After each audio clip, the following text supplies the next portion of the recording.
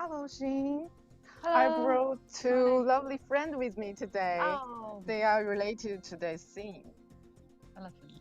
Yeah, the So whole sing. world is paying attention to a herd of elephants in Of course. Yunnan. Yeah, Yeah.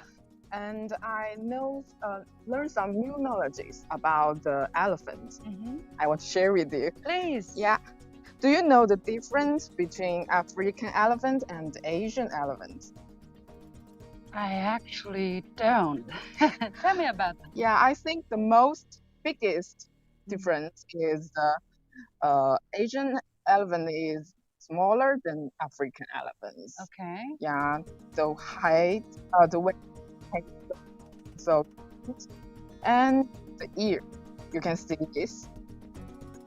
They are Large yeah African-shaped ear. So African elephant, Africa-shaped ear, whereas Asian elephants have smaller, more rounded ears. So next yeah time you see an elephant with an Africa-shaped ear, you know it's an African elephant. Is that the case? yeah. Oh, that's funny. That helps a lot. Well, yeah. So I think we shared enough, Mhm. and let's restart today's show. Okay. Good luck. Thank you. See you later. See you in a moment. Yeah, don't go away. We're starting right away.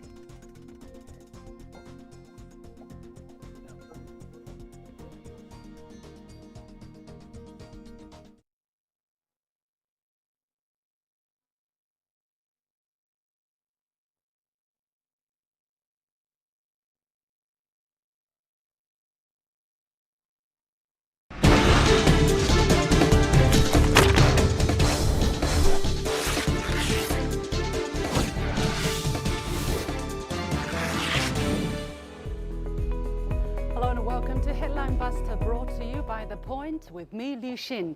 In this series, I'll dissect stories that are making headlines around the world and talk to my guests to compensate for the missing pieces of the puzzle. So join me in real time by sending us your comments or questions via the CGTN page on Twitter, Facebook, YouTube or Weibo.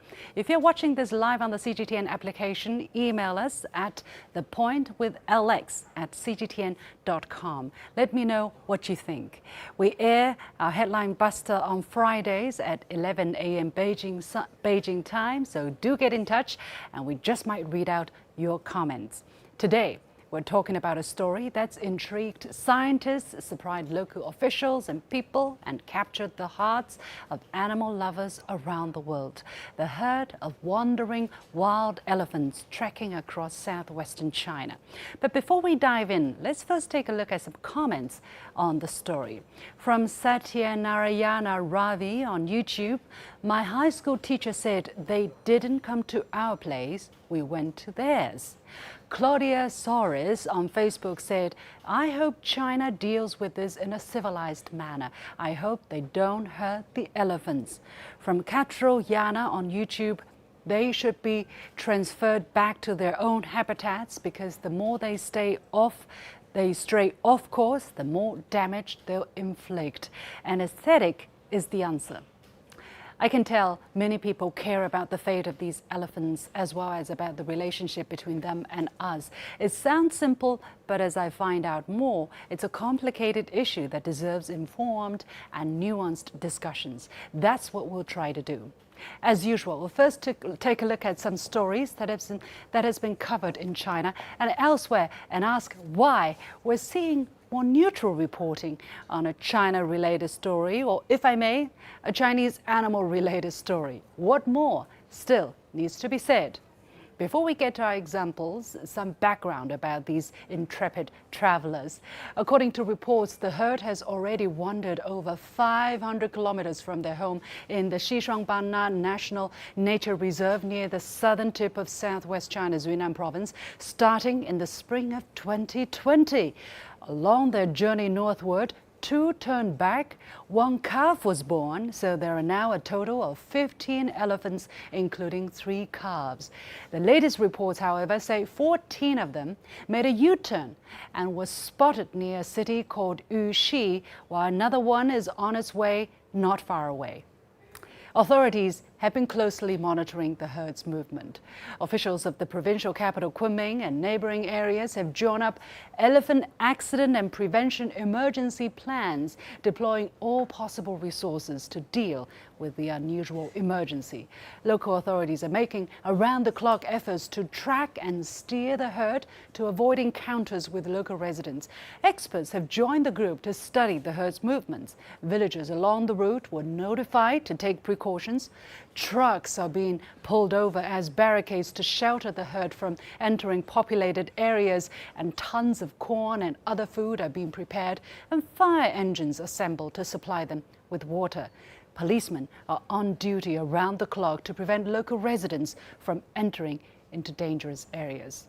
So far, the elephants have reportedly caused more than $1 million of damage, mostly from destroying crops. Officials are warning residents to keep their distance, not to try to scare them away or risk a provocation, and to keep foods attractive to the elephants, such as salt and corn and fruits, of course, out of their yards. As bewildering as the sight of elephants charging through cities may be, they can also be dangerous. Authorities are scratching their heads as to how to lure the herd back home. If I had the opportunity to talk to the elephants, my questions would be, why have you wandered so far, and where are you going? Of course, nobody really knows for now, and they don't really talk. But elephants are known to roam, and this herd, however, has broken the record for the longest movement ever recorded in the country by the animals. There are theories. Some say perhaps an inexperienced leader led the herd astray. Some say it's climate change. Others say environmental factors are at play, that the elephants went in search of a new home or different food after their own habitat has been threatened by human agricultural activities. Some media cited shrinking natural rainforest as evidence. But studies have shown, instead of intact forest, wild elephants have come to prefer a mixture of land uses, such as near villages where a large quantity of ready food is easy to come by. While Asian elephants are experiencing population declines globally, China is one of the few countries that has seen an increase in numbers. The number of Asian elephants in China has increased from about 170 in the 1980s to some 300 at present. That speaks to decades of conservation efforts. In fact, a nature reserve was approved in Xishuangbanna as early as in 1958. After China enacted the Wildlife Protection Law in 1988, Asian elephants were listed under A-level protection, the strictest level. All this against a backdrop of economic development to improve the livelihood of local residents, a delicate balance to keep. One thing is for sure, these wandering elephants have become celebrities, capturing the attention of people in China and around the world. It has become a developing story over the past few weeks among media within and outside China. Chinese media have gone to great lengths to update people on the whereabouts and well-being of these huge mammals. The strong parental love shown along the way between adult elephants and calves has made many hearts melt. This clip, for instance, of a calf being closed in by 3 adults during a snooze gives the notion of prisoner of love a whole new dimension. On-site reporting by journalists, live broadcasts, use of drones, there has indeed been avid enthusiasm for these wildlife and our relationship with them. One video showed villagers shouting, "They're coming," as a crowd ran down a street trailed by a police car that was then followed by the elephants.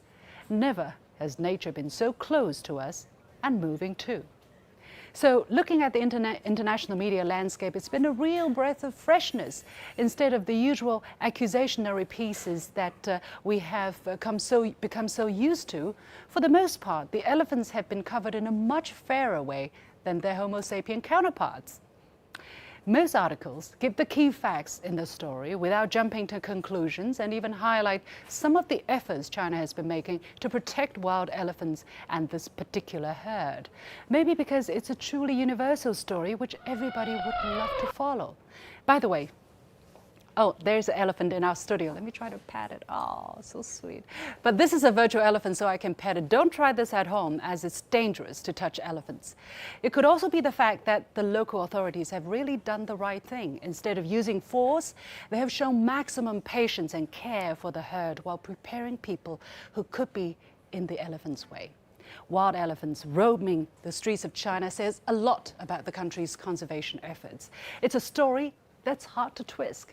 So here are some examples, and I would like to share them with you. One piece by the New York Times, after laying out the facts, draws attention to the complex task of balancing conservation with development. It says, it's not clear what spurred the elephants to leave their home, but after conservation efforts, China's elephant population has grown in recent years, from fewer than 200 several decades ago to around 300 today, according to official statistics. The reporter does cast doubt on that number, but no strong evidence indicates otherwise. The article also quotes experts who don't scold China for not doing more to protect the environment or animals, but who focus on the science and the potential benefits. One expert says that the most important part of the story is that it will raise public awareness around the possibility of human-elephant conflict, which is likely to increase. And only by preparing people for that reality, she said, would conservation efforts really succeed. One BBC story covered the herd in a generally fair manner. The article says the 15 elephants have been hoovering up crops and poking their noses through doors on the march from the south of Yunnan province to its capital, Kunming, adding that a big effort with tons of food is underway to try and keep them safe. It didn't bother to mention China's conservation efforts, but we can live with that. However, as to what prompted the elephants to roam, some stories seem to have formed their own conclusions. For example, the CNN story, which aired yesterday, quoted unnamed conservationists who pointed to the destruction of the elephant's habitat, replaced by rubber plants and other lucrative crops. The reporter said there are only 300 Asian elephants in China. She didn't give the context that the number was less than 200 decades ago. And China is bucking global trends where wild elephant numbers are on the decline. If the elephant's natural habitat has been encroached by human activities, how come the wild elephant population has gone up considerably in China over the years? The report ends by highlighting the challenge for humans trying to coexist with the elephants as we impact their natural habitat. Well, I think we should hold the lecturing until after we find out exactly what caused the elephants to roam. I have similar feelings about this Al Jazeera article, China transfixed by elephants' long trek from Yunnan home. The headline is factual, but the story was built on the same assumption. It starts by saying a herd of wild elephants has been making its way through a southern border province of China, capturing the attention of millions of Chinese social media users, but also highlighting the rapidly shrinking forest habitats in the country as a result of development. It gives you the impression that not only the habitats are shrinking, but shrinking rapidly. This same article appears as a YouTube video, this time with the explicit title, Elephants Forced to Migrate Due to Loss of Habitat in China. Again, a theory promoted as a conclusion. As many of the video's comments point out, these elephants most likely wandered out of a nature reserve, so the probability they left due to habitat loss is questionable at best. I would also add there are farmers in surrounding areas whose lives and livelihoods are equally precious. Human-elephant coexistence means both sides can survive and thrive. Overall, though, this herd of wild elephants has united people around the world who care about nature and wildlife. And it's also raised questions that are becoming more and more important to all of us. How can we better coexist? How can people be educated about what to expect from our wild animal cohabitants? We'll get to these questions and more after a quick break. Stay with me. 9 adults leading 6 calves in search of food. Somehow they've wandered too far from home. A tropical animal living in rainforests, Asian elephants are not that common in central Yunnan. They've surprised many through their close encounters. I saw them coming down the road. The big ones were about 3 meters tall. I also saw the little ones. One baby elephant tried to climb on its sibling's back. They were playing. They seemed harmless. But it's not all fun and games. Damaged crops and houses have also been reported. They ate about 200 kilos of the corns. We're just glad they left us alone. Members of this herd haven't hurt people so far, and people in Yunnan are treating them with respect and kindness. We've heard that you shouldn't go near them, especially the baby elephants. Don't get too close and try to take photos or videos. It would scare them. I think elephants can be both gentle and ferocious. If you don't provoke them, they're friendly to people too.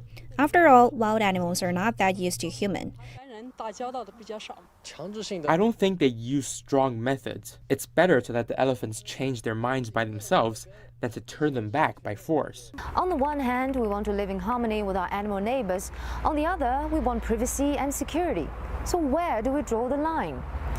The debate over protecting animal lives and defending human territory can go on and on. But maybe it can be both. Surveillance drones observing them, trucks forming a safety line, feeding them food and water.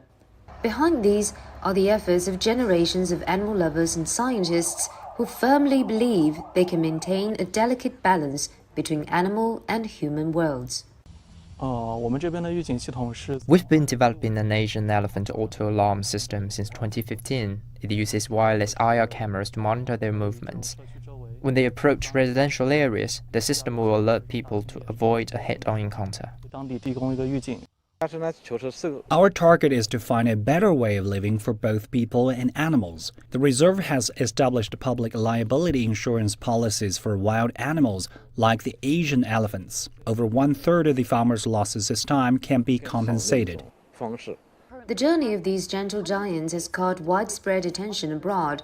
The mild methods taken by Chinese forestry authorities haven't gone unacknowledged by international viewers. Trending videos of the lovely animals drinking, sleeping, and huddling together have got tens of thousands of likes. And elephants strolling along highway has become the new image of biodiversity.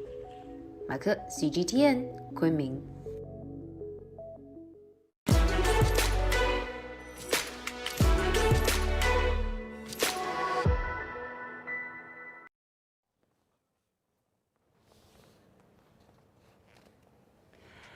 Welcome back to Headline Buster, brought to you by The Point with me, Li Xin, and we continue our discussion. I will invite my guests. They are Simsim Wisgart, who is international editor of CGTN Digital. She has visited the Xishuangbanna National Nature Reserve.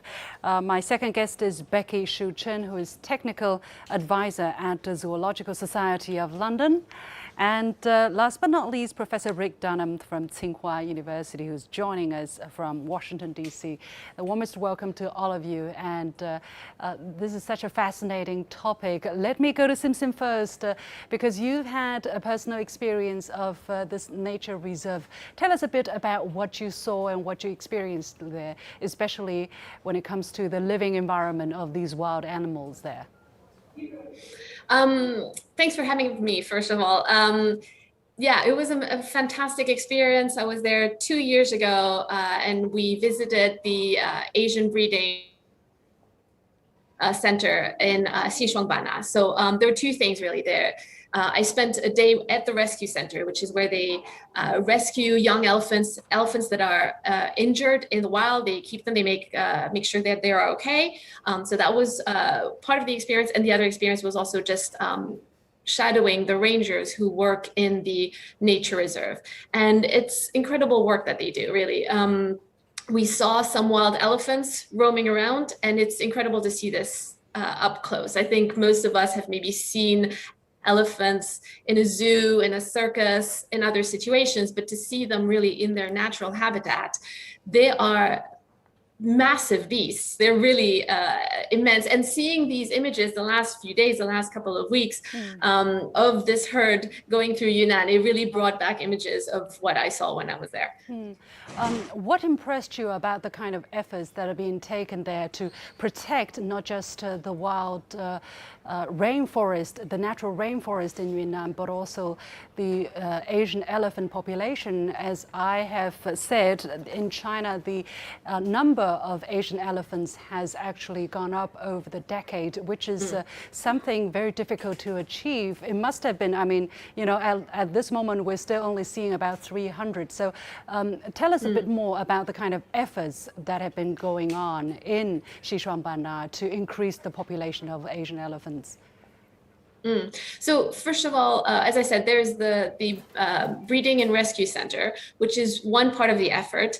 Obviously, they will rescue elephants that have been injured in traps. There are some famous stories, young elephants that have been abandoned by the herd because they were too weak or maybe sick. So that also helps to boost the population if obviously you're taking care of the elephants that already exist but might not survive if the humans were not there to take care of them. And then the rangers also make sure that, you know, there is as little conflict as possible between the humans, because it is a nature reserve that visitors can go to.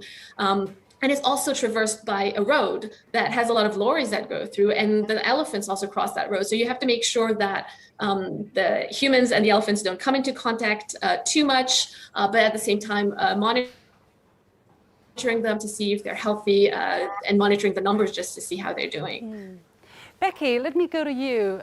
What do you think of the kind of possible reasons as to why these elephants have roamed from their home? Do we know at this moment? Because there are different theories, right? But what is your wildest speculation, let's say, at this moment? Yes, I think elephants, they're going out from the national nature reserves. It's common. We observe this kind of situation maybe back to 30 years ago already. So let me try to explain to you. Like elephants, they like humans and all the animals on the planet. They need food, they need a space to live, right? So where elephants live? They usually live in the lowland, flat and warm regions. So this area is also very good for plantations and also agriculture. So back to 1970s, so elephants live and constrain themselves inside national nature reserves. And what they eat. So back to 30, 40 years ago, so elephants, they eat maybe more than like 200 species, wild species, plants in the forest. But what happened? So 1970, we only have about like 140 elephants, but after like strict protection of elephants, the number just doubled. Now we have, like, I think the official data now is about 293 elephants in the wild in China. So as I mentioned, so like human like us, we need a home. So if you have a growing number of elephants, they need to go out to looking for new space. And also what they eat may change. So once they get out from the forest, so China, I think, is difficult. It's different actually from many other places. So we don't have like a buffer zone. So once they get out from the forest, they have plenty area of delicious food around them, like bananas, maize, the rice, and the elephants are super smart. And so once they try the delicious food and the easy food, they never return. They love it. So I think it's a complicated issue. So this reason make elephants choose to go outside and also living in a much kind of like a more stack landscapes. So I think this is the reason. What explains the reason, the phenomenon that the population of wild elephants is on decline globally, and also in China, if you talk about from 100 or 2 to 300, the increase is still very slow. Why is it so difficult to protect wild elephants, to increase their population? What kind of efforts must go in there? Well, so I think Asian elephants in generally, so their population decreased 50% in the past like 4 or 5 decades. But I think in the last 2 decades, so the Asian elephant population globally is kind of like stable, so that's a good sign. But for China, I think it's something like outlier that China has an increasing number of elephants. I think on a global scale, so Asian elephants facing the threats, for example, like poaching. So sometimes happens too. So this is the reason why we are advocating like to anti-poaching and don't buy any kind of like elephant products. And another key drivers for Asian elephants to decline is could be the human elephant conflicts. Because as you mentioned, so elephants they go out because they like the crops, but sometimes also they kill people. So then the tolerance of the human gets very low. So something may happen in very extreme cases. So the angry farmers, they may also kill the elephants. So this is also a big challenging. And also, as you mentioned, like urbanizations and also developments. So like elephants are losing habitats on the global scale. But I think these threats are faced by all the 13 Asian elephant range countries. So we're not the only one.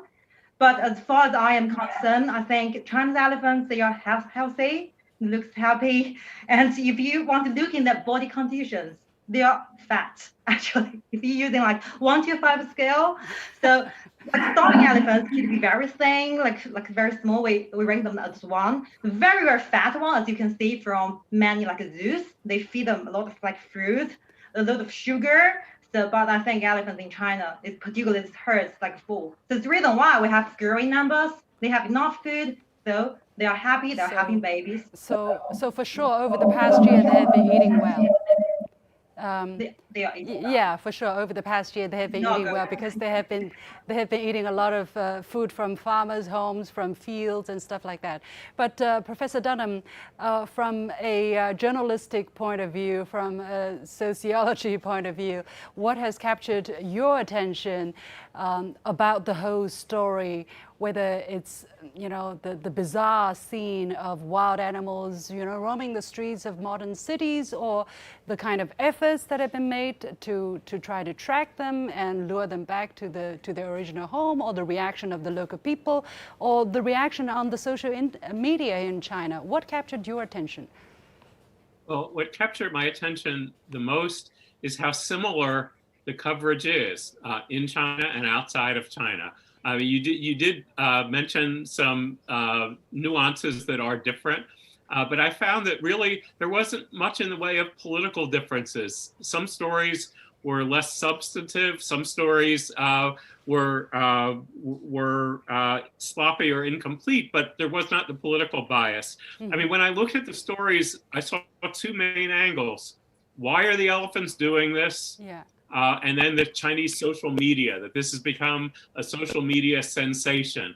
And those are what you would call hooks to get into a story. But I say the bottom line is that this is one of those stories that shows that we as journalists have a lot in common, no matter where we're from. We want to tell good stories.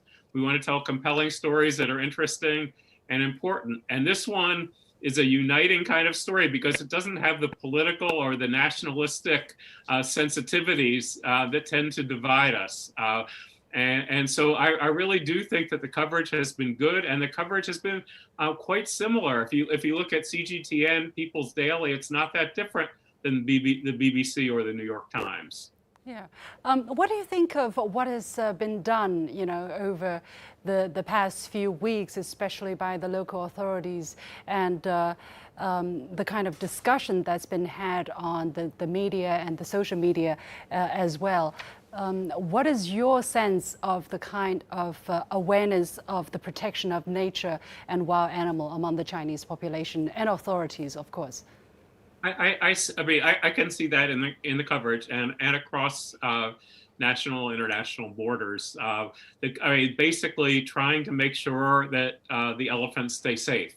I mean, the coverage is sophisticated in the damage that they can do in cities or to farms, to crops, and the potential risks. But I think that there's been a lot of coverage of officials who are sleeping on highways or trying to do things to be helpful. I mean, I don't think it's necessarily designed to be positive or negative. I think it's just describing accurately what's going on. And this is one of those unifying stories where everybody's trying to pitch in, the public, authorities, and I would say even social media. This is a rare time where social media is a positive instead of a divisive force. Sim Sim, you work in CGTN Digital, you're an international editor.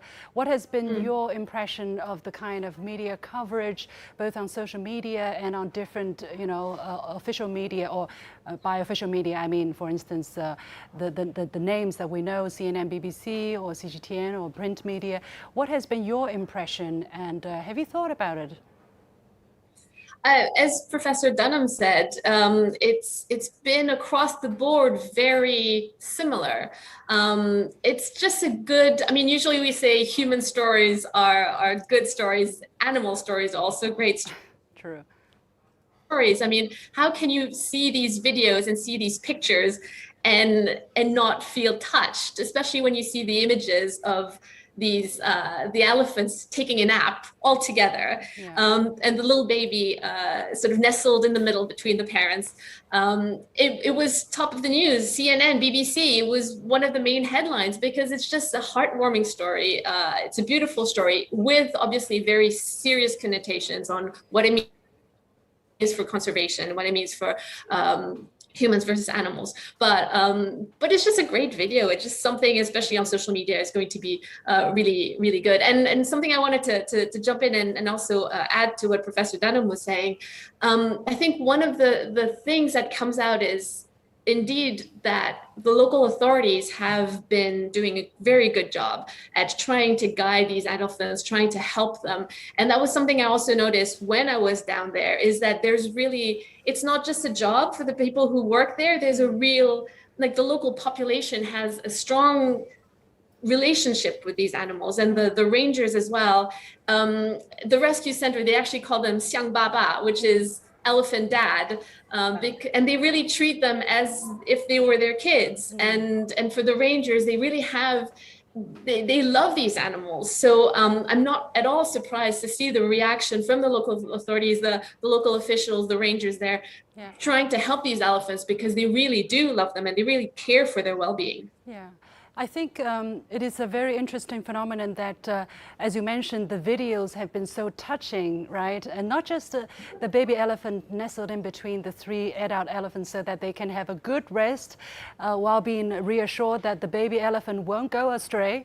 But we've also seen other videos where, for instance, a baby elephant was rescued collectively by a couple of adult elephants in a very strong current river. You know, this is very touching for us as human beings to see the kind of parental, love and the kind of collectiveness that a herd of elephants can demonstrate. But Becky, here, do you think there is a potential danger that people would romanticize the story, thinking that elephants are cute animals, are mild, they're like us, they're sweet?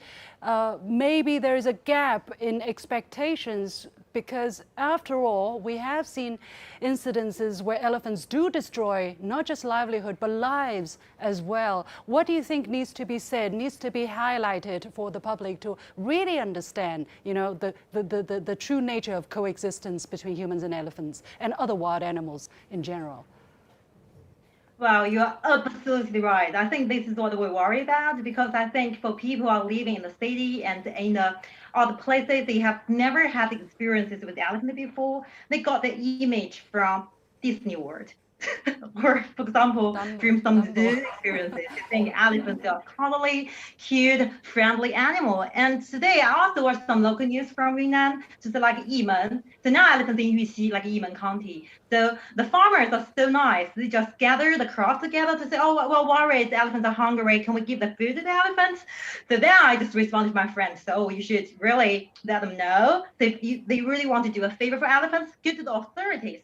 Because people, they have no experience with elephants. It's the reason why sometimes the conflicts happen. When you two species, human and elephant, they meet each other on the narrow path, something will happen. So for example, in the past, maybe 4 decades, I think 50 human lives, losing to the elephants. So actually, I don't know, maybe you don't believe me, but elephants are one of the most dangerous animals on the land. So I think we should really bridge the gap to tell people in the city they don't try to go to cuddle the elephants, because they're cute. especially as you mentioned, they are sleeping. Yeah, we have to like be together, like yeah. like family. They have affection. They know each other, native members, so we can see the strong like human connections with elephants. Is what Yeah. we want to say. What- Want to see.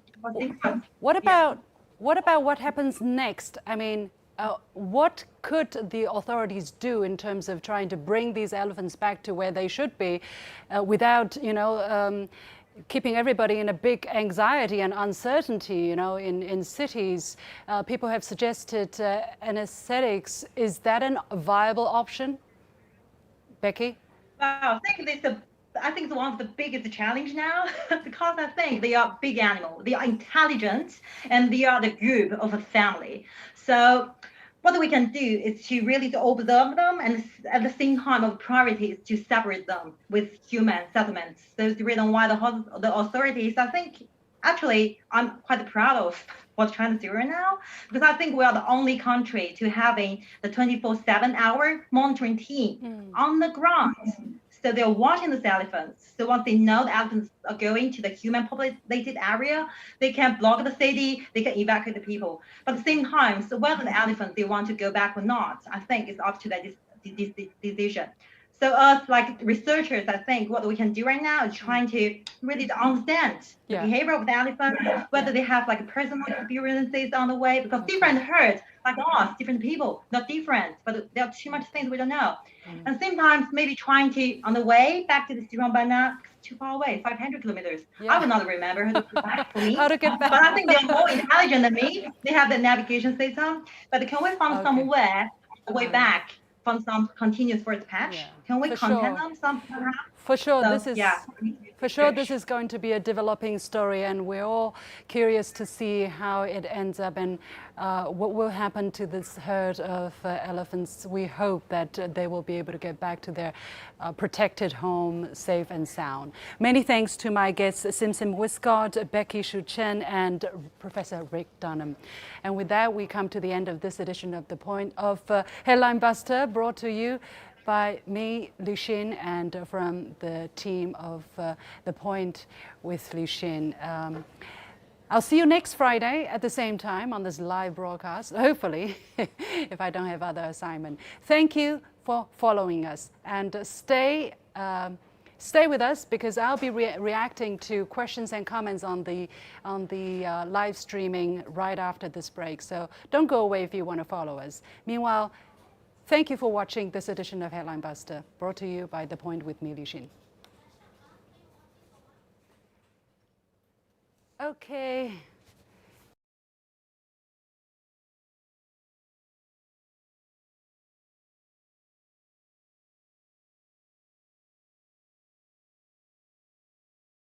Sure. 开场这个开场补一下吧。一会儿再播，现在先那个什么一下吧。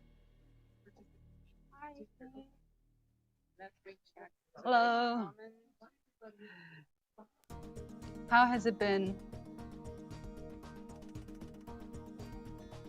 Probably too much CO2 emissions. The elephant's trying to get fresh air from a piece of popcorn. That's funny. Wingo, wingo.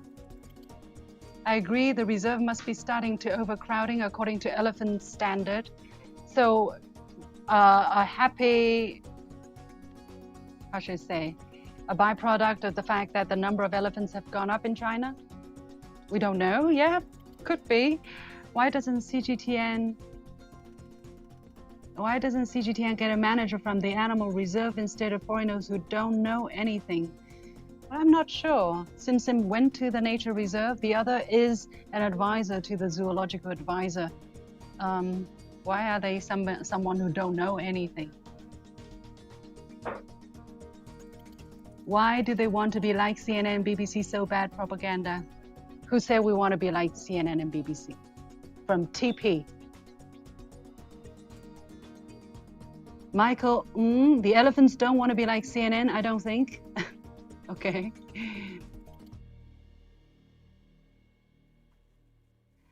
Night attack. Hello. Someone on this chat is full of hate.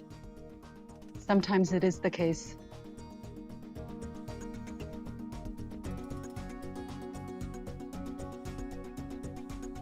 From Delight, love signs for CGTN. Thank you very much. Yeah. Well, I can only spend time to react to meaningful conversations. You know, if you are just doing blah blah on this, I'm going to say it's not worth my time. But there are people who are saying, great, I love elephants and love the service you provide to them, from T. Vela Pondian Tamilan. I don't know where this person is from, but thank you for that.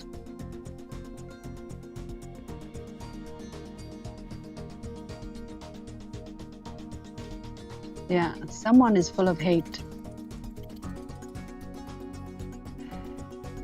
Pineapples, yummy, from Sound Garden. Okay. Somebody talked about the government should compensate the losses of the local villagers. They are compensated, and there is actually, I understand there is actually an insurance scheme to provide compensation for farmers whose properties have been damaged by elephants, and that scheme has been ongoing for quite some time. Wild animals around the world need more protection, from Landy Joe. Yes, I agree. From 新主场西方唯一一次的中性报道, the only neutral reporting about China from the West. Well, I probably wouldn't say the only time, but one of the few times, yes. English and French channel learning languages. My God, how amazing is your talk. Thank you. Yeah. They sure look so happy and feel secure. I think so. But again, we're only looking at some edited images, you know, we don't know the whole picture. So maybe they're not comfortable all the time, but that's why the authorities is trying their best to protect them and to, you know, lure them back to their original home so that they can be comfortable and safe. Yeah, okay. From Historical Truth View, I'm from India. Hello. Elephants are so cute, they are. All right. Some people have signed off. I think it's time for me to sign off as well. This has been a fascinating topic. But again, we need information, we need nuance, and we need rational discussion. Many thanks. See you next time.